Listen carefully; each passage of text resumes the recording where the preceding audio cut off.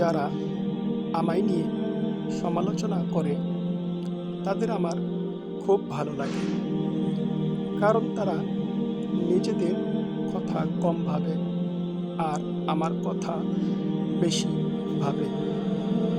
যদি মানুষ আমাকে নিয়ে বেশি ভাবে তাহলে আমি আমার দোষগুলো শুধরাতে পারবো এবং আমি সঠিক পথে চলতে পারবো।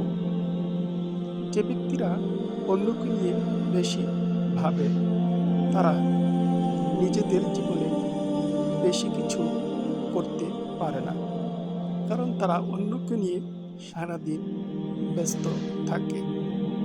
এজন্য আমাদের এই অভ্যাস করতে হবে।